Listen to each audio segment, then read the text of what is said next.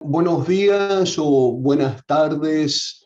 Eh, Vamos a empezar por pronunciar bien su nombre. ¿Cómo lo pronuncia usted? Benjamín Labatut.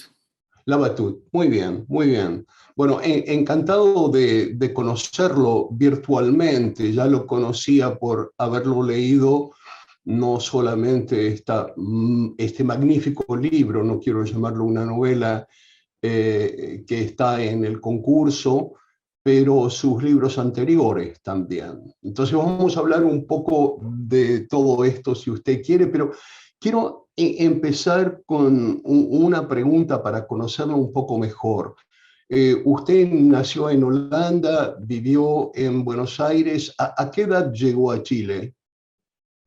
Mira, lo principal, primero que nada, Alberto, por favor trátame de tú, si es posible, Bueno, porque voy a si me tratas de tratar, usted, porque me siento extraño. bueno, voy a tratar de que no se sienta extraño. Es un tic de mi generación. Pero Lo bueno, sé, lo sé. entonces, ¿cuándo llegaste a Chile? Mira, yo nací en Holanda, nací en Sí, Holanda. Viví ahí hasta los 2 años, volví a Chile, mi familia volvió a Chile, y luego estuve en Chile hasta los 8, y luego alrededor de los 8 a los 15 fue vuelta a Holanda. Los demás fueron movimientos muy cortos que hizo mi padre por trabajo, pero lo definitivo en mi vida es esta cosa entre vivir en Chile y Holanda, que son antípodas en todo sentido. Culturalmente no pueden ser más, culturalmente, geográficamente, eh, yo creo que no hay algo más opuesto que esos dos países. Entonces, eso generó, yo creo, una especie como de dualidad o pequeña psicosis que acarreo hasta el día de hoy. qué útil esta esquizofrenia cultural para un escritor. Muy. Pero su lengua, que usted llamaría materna o paterna o primera lengua, es el castellano.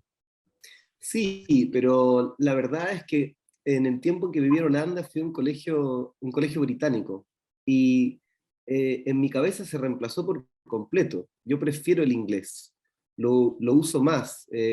Mis últimos 2 libros los escribí directamente en inglés. Leo siempre mayoritariamente en inglés, lo mismo con la televisión, hablo con mi hija en inglés. Entonces, en ese sentido, también soy muy extranjero en mi lengua, porque dejé de hablar castellano durante mucho tiempo. Y cuando volví a Chile hablaba un poco como gringo, y me costó, y me quedó el acento raro. Yo imito a la persona que tengo enfrente. Si habláramos más de un tiempo, empezaría a hablar como tú. Por favor, no lo haga porque yo tengo un acento alemán, inglés, checo y no quisiera que se le contagie, porque tenemos recorridos bastante parecidos. Pero entonces, ¿usted escribió después de La Luz en inglés? No, Ah, no. La Antártica empieza aquí, después de La Luz, y un verdor terrible, salvo por el último capítulo, El jardinero nocturno, los escribí en sí. español. Ah, bien, bien, Luego, eso es lo que yo claro, entendía. claro, claro. Luego empecé a escribir en inglés, estoy en eso ahora, es agradable tener, se ocupan circuitos similares del cerebro, pero tienen entonaciones muy diferentes, y uno como escritor está siempre tratando de entretenerse, es muy aburrido este trabajo. Entonces, hacer cosas para ocupar otras partes del cerebro, cambiar el idioma en ese sentido para mí es fundamental, y también muchas veces mis textos, las traducciones las hago yo mismo, ¿no? No podría aceptar que alguien escribiera en castellano por mí. Entonces, por el momento, yo estoy enamorado y siempre he estado enamorado de las posibilidades que da el inglés, y soy muy contrario al castellano. Soy un enemigo de mi lengua. Es muy útil para un escritor tener esa enemistad, porque usted siempre, tú estás siempre a la defensiva. Mm. Em, Sí, yo creo que el lenguaje, cuando uno es escritor, se presenta como algo hostil, ¿no? Hay personas que están enamoradas, pero son personas que tienen facilidad. Yo no tengo facilidad, a mí me cuesta usar el idioma, tanto el castellano como el inglés. Es esa especie de dificultad, yo creo que lo que puede hacer interesante tu relación con el lenguaje. Es sobre todo cuando empiezas a sospechar, por así decirlo, cuando empiezas a sospechar de los trucos del lenguaje, que son eh, un aspecto que para mí se volvió urgente en un momento de mi vida. No sé quién lo dijo, pero el lenguaje se te tiene que complicar de una forma, se te tiene que volver algo casi ajeno, algo que casi piensa por ti, ¿no? Yo soy muy de la teoría de William Burroughs, porque me encantan las teorías sin fundamento, ni evidencia que las soporte, de que nosotros acarreamos el lenguaje adentro como si fuera un otro ser, algo ajeno que vive en nosotros, que habla por nosotros. Esa relación donde tú sientes que aquello que es más propio, que es esta voz que retumba en tu cabeza, te parece foránea y extraña, eh, a mí me parece que es muy fértil a la hora de dedicarse a la literatura.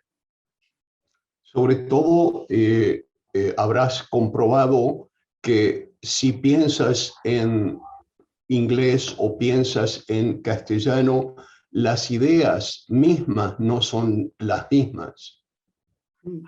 Sí, tampoco hay que exagerar la nota, ¿no? Porque yo he visto personas que van demasiado lejos con esto.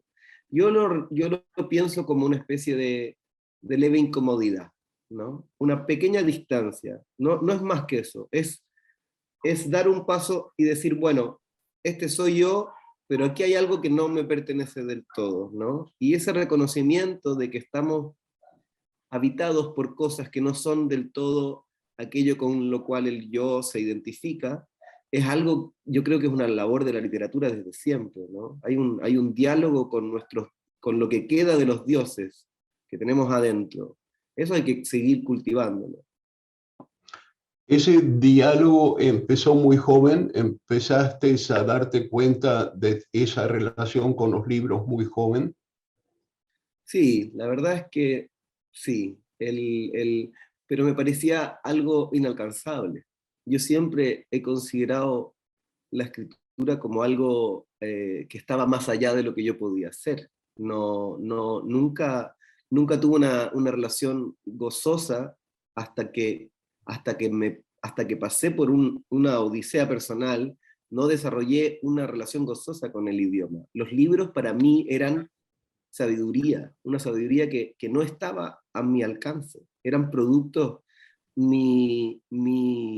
hasta el día de hoy, mi admiración por ciertos autores es desmedida, es infantil.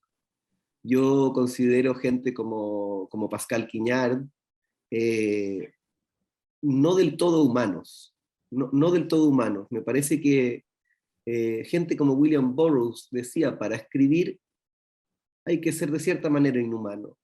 Y esa inhumanidad que está en los buenos libros, que parecen productos que no surgen de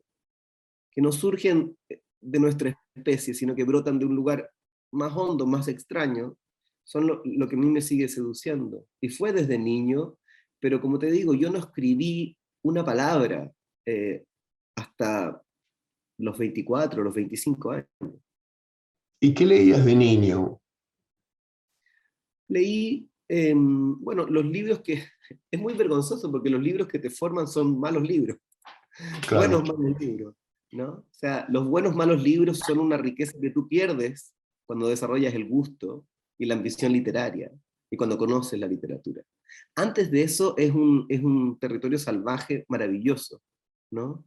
Cuando chico crecí leyendo cosas como Douglas Adams, que es un escritor de ciencia ficción inglés, una que era, hasta el día de hoy, yo me doy cuenta, a veces creo que estoy teniendo una buena idea y no, mentira, la leí en la guía del autoestopista intergaláctico. Son Sí. libros súper super trash, muy, muy, muy, muy trash, pero que tienen una alegría que luego se pierde, ¿no? Que se pierde con el gusto. Y no en mi caso no lo he podido recuperar y ya a estas alturas donde cada vez leo menos, menos autores, menos libros, donde estoy un poco tratando de sacarme las capas de lenguaje que uno apila para poder pensar, ¿no? Yo creo que hay dos movimientos muy importantes para un escritor. Uno es llenarse de cultura y luego empezar a sacarse la capa, ¿no? Lo más que pueda, casi físicamente. Como una digestión. Hay que purgarse de tanta idea, de tanto estilo, hay que volver de alguna manera a ser salvaje, a como uno era cuando era más joven. Yo, cuando chico también, Roald Dahl, para mí, hay una perversión que estoy seguro que se tiene que corresponder con alguna perversión en su vida personal, no lo he averiguado, ¿no? Pero Roald Dahl, para mí, presentaban sentidos del mundo. Yo decía, esto es algo que los adultos no saben, ¿no? O sea, las brujas están, yo lo sé, las he visto, me he escapado de ellas. ¿Eh? Brujas y brujos, monstruos, están.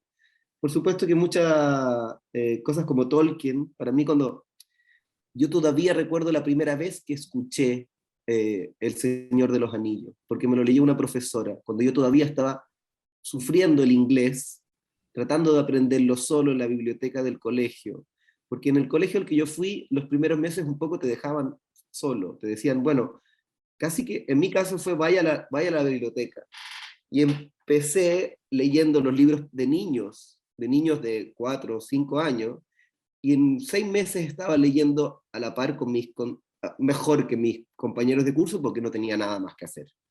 Pero recuerdo esa primera lectura del Señor de los Anillos en un libro grande ilustrado, hecho por una profesora rubia y hermosa, como nunca había visto, y el enamoramiento fue para toda la vida. Y sin embargo, muchas veces yo he renegado, ¿no? Varios momentos de mi vida, la literatura se me vuelve algo muy odioso, y casi, ya que para seguir con la metáfora, casi indigerible. Los autores que mencionaste hasta ahora son autores de ficción.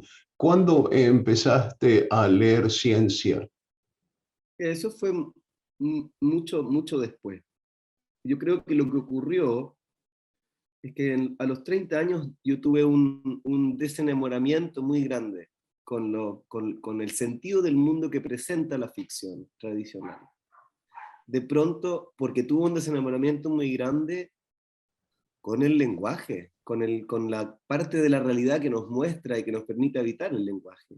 Y eso se me cayó, se me deshizo entre las manos, al punto que tuve una especie de afasia. O sea, me costaba mucho. Perdí la capacidad de leer. No fue un daño biológico, yo podía hacer sentido, pero realmente el sentido que presentaba, lo que leía, a mí me parecía ridículo. Cada historia que leía de la ficción, me sentía como cuando los niños les hablan de los reyes y del viejo pascuero cuando ya han perdido la fe, ¿no? Tú dices, uno se lo toma como una ofensa, tú dices esto es ridículo, esto es infantil. Y eso me costó mucho y nunca lo recuperé. Para mí la ficción, yo no sé si leería mis libros si no los escribiera.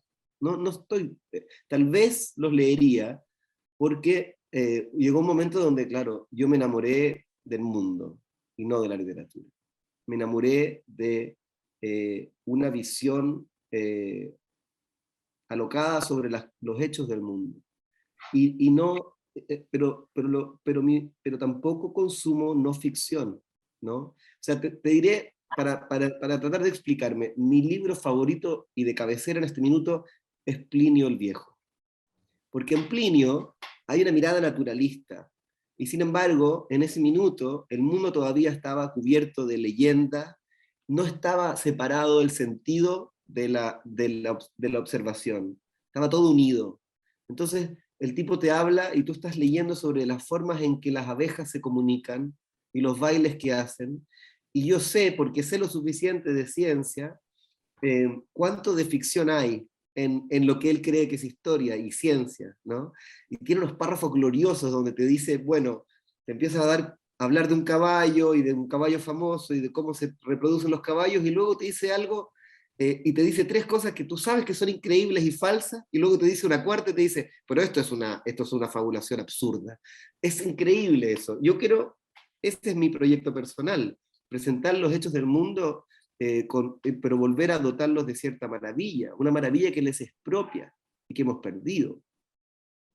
Te oigo hablar y siento una enorme contradicción en lo que me estás diciendo y haber leído tu último libro, porque leí tu último libro pensando esto no es una ficción, en realidad todos los hechos que presentas eh, son verdaderos, pero subyacente a esa narración verídica, científica, está el testimonio de alguien que dice, no entendemos esta realidad.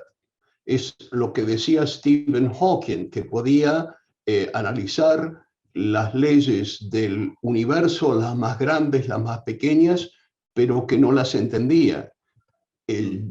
Me estás diciendo que reconoces una diferencia entre los hechos y la ficción. Yo lo leí en francés, tu libro Lumière aveugle. Eso no se distingue. Mm. El, bueno, las contradicciones para mí son fundamentales. Soy una persona contradictoria y trato de hacer una literatura absolutamente contradictoria, que brota de las paradojas. A mí lo que me atrae son justamente los aspectos de lo real y de lo no real y de la imaginación que tienen una paradoja en el corazón, irresoluble, ¿no? A mí no me no estoy interesado en separar. Las operaciones de la ficción en Un Verdor Terrible son bastante sutiles y de mucho tipo, de muchos son distintas. Los mecanismos de la ficción están aplicados de manera diferente en cada texto, ¿no? A veces, por ejemplo, en el primero, lo único que hacen es dar aquello de lo cual la historia carece, que es un sentido, ¿no? En inglés sería to tie a bow, que es ponerle es como envuelves el paquete y le pones una rosita. Entonces en ese texto hay una rosita, pero esa rosita de la ficción, que es como es un párrafo envenenado, infecta todo el texto hacia atrás, infecta el texto hacia adelante también. En otros textos del libro la operación es distinta, es un ensamblaje, ¿no? Dos historias que son bastante, bastante reales por separado, en el caso de Mochizuki y Grothendieck, pero yo establezco una conexión que nunca fue, y eso cambia el sentido de todo. Entonces tú no traicionas el saber, y en el caso de Grothendieck, que es mi personaje favorito, no fue necesario traicionar su biografía, fue porque su biografía es de ficción, es una vida de ficción, es una vida que está... ¿Y por qué es una vida de ficción? Porque está invadido por el espíritu, es un hombre invadido por el espíritu.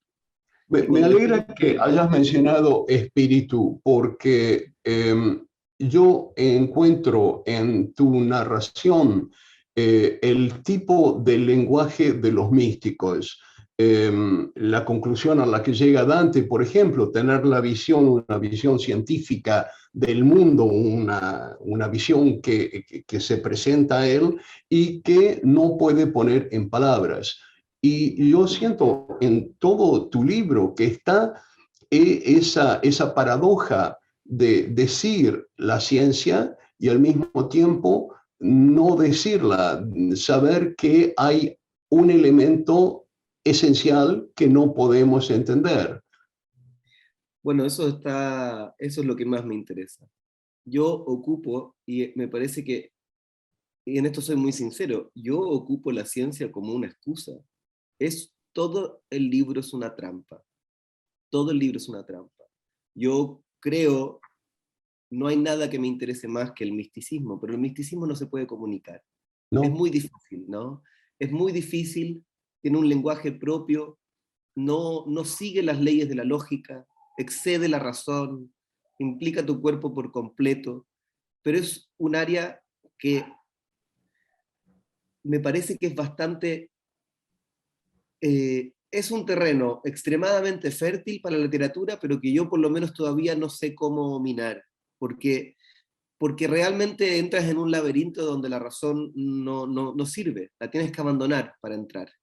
Y cuando tú sales, cualquiera que haya tenido un sueño profundo, una visión religiosa, una experiencia personal profunda, lo que puedes traer de vuelta es muy poco, es muy poco. Muchas veces no cabe ni siquiera en una mano. Y muchas veces apenas la abre se pierde. Entonces, yo lo único que quiero, si que tuviera una intención, porque uno escribe estas cosas sin ninguna intención, eso hay que ser, no hay ningún proyecto acá, ¿no? Pero quiero que, me gustaría que los textos tuvieran esa sensación, que uno al terminar, durante un tiempo corto, tenga la sensación que es un truco de la literatura, un truco de la ficción, ¿no? El gran truco de la ficción es que te presenta un sentido del mundo maravilloso, lleno de, que late, que está vivo, y que se siente real y verdadero, y que sin embargo se pierde muy rápidamente, ¿no? Entonces, sí, yo en eso trato de ser honesto, yo estoy usando la ciencia para perseguir los pasos que va dejando el espíritu a medida que se arranca de nosotros. Uno de los aspectos que más me impresionó de tu libro fue que esa narración científica que me parecía constantemente ser avalada por los hechos, de pronto cobra un sentido totalmente distinto con esas últimas páginas del jardinero nocturno. Eso me parece un golpe de genio, porque es en ese momento que tú permites al lector una distancia de esos hechos y decirle al lector, entonces no entiendes nada, porque estás con ese personaje que concluye el libro y te quedas con la paradoja, con lo que Chesterton llamaba un laberinto, el laberinto más terrible, el laberinto que no tiene un centro. Mm. Bueno, pero si hay algo que tiene la literatura y que no tienen otras áreas del saber, es que nosotros podemos vivir, podemos tolerar la incertidumbre. Nosotros podemos soportar el misterio. No solo soportar, es nuestra obligación oscurecer el mundo, no solamente mostrarlo. Hay que recuperar, la literatura es un hábito de sombras, y los escritores somos cucarachas. Si hay mucha luz, salimos corriendo, ¿no? ¿Dónde nos sentimos cómodos? Nos sentimos cómodos debajo del refrigerador. Y debajo, cualquiera que haya movido su refrigerador, te topas de pronto con todo aquello que no has querido ver, con lo que se barre debajo. Ese es el corazón secreto de la literatura, es el misterio. Y hoy en día que hemos perdido todo el lenguaje con que interactuábamos con lo invisible, ¿no? Hoy en día que no se puede hablar ni de Dios, ni del espíritu, ni de las diosas, ni de la posesión, ni del ardor, que para mí son los aspectos fundamentales de la experiencia humana, los fundamentales. La literatura, de pronto, si bien hay gente que se empecina en convertirla en un producto editorial, en una experiencia de entretención, yo sigo pensando que son objetos sagrados, y que su función es remistificar la realidad. Y ahí cada uno lo hace como puede. Yo he decidido, solamente debido a mi desenamoramiento con la literatura, completo desenamoramiento, he tenido que encontrar lo que me daba la literatura antes y la ficción en otros ámbitos, en ámbitos más concretos. Pero está ahí, ¿no? O sea, está todo tejido. La realidad está entretejida de ficción. No lo puedes separar. Perdón, se puede separar. Y sin embargo, en esa operación hay una parte que queda afuera, ¿no? Sacas los hilos y te quedan todos los hilos y te pierdes el tapiz. La literatura es ese tapiz.